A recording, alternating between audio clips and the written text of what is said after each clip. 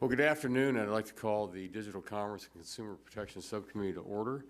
And before we get started, just let our panelists know today we've had two other subcommittees running today, and so we were downstairs, but health is still running, and we had another subcommittee in here on telecom a little bit ago. So we kind of have members here, there, and everywhere today. But just want to let you know what's going on with the full committee and the subcommittee. But I appreciate you all being here today, and as I said, we will now come to order, and I'll recognize myself for 5 minutes. And again, good afternoon, and thank you for all appearing before us today. Drive sober or get pulled over. It's a phrase that we've heard in classrooms and television and radio ads and seen billboards along the highway.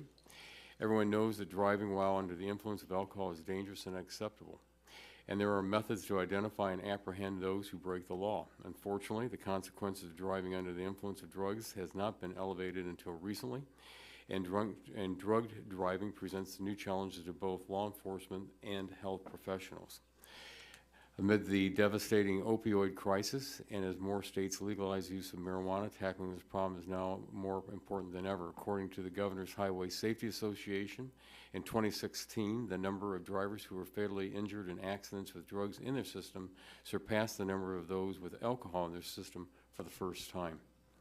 As marijuana use increases in the general population, it continues to be the most common drug found in fatally injured drivers. Marijuana has been proven to increase drowsiness and decrease reaction speed, both of which limit a person's ability to drive safely.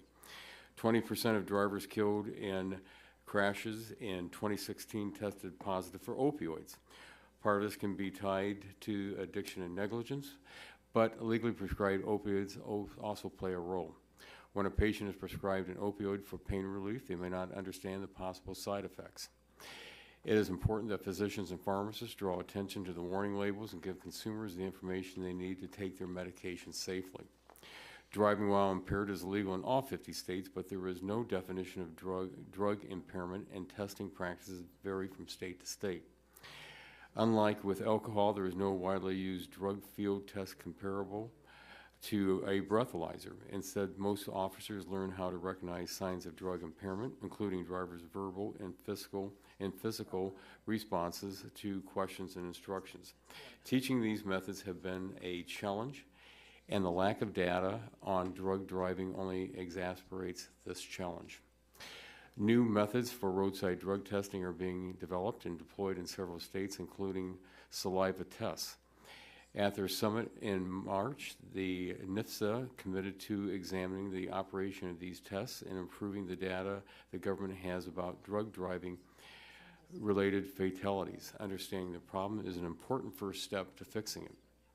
Today, we're here to discuss what local, state, and federal efforts are being made to combat this issue and what else needs to be done. Public education is the essential component of fighting drug driving. We believe that with improvements in awareness, the dangers of drug driving will be as well understood as drunk driving. Additionally, we believe our witnesses can detail what Congress can consider to help stop this dangerous trend. Almost 1 year ago, this committee unanimously passed the Self-Drive Act. Getting safe, self-driving cars on the road would prevent the senseless deaths of thousands of Americans on our roadways every year. Until that day comes, we need to all do all we can to raise awareness of the dangers of impaired driving. More recently, this committee developed a package of over 50 bills, including my legislation, the Info Act, to address the opioid crisis. These bills were included in the bipartisan House-passed opioids package. My bill creates a public dashboard consisting of comprehensive information and data on nationwide efforts to combat the opioid crisis. Establishing a one-stop shop makes it easier for individuals to access and analyze data that could lead to real solutions and save lives.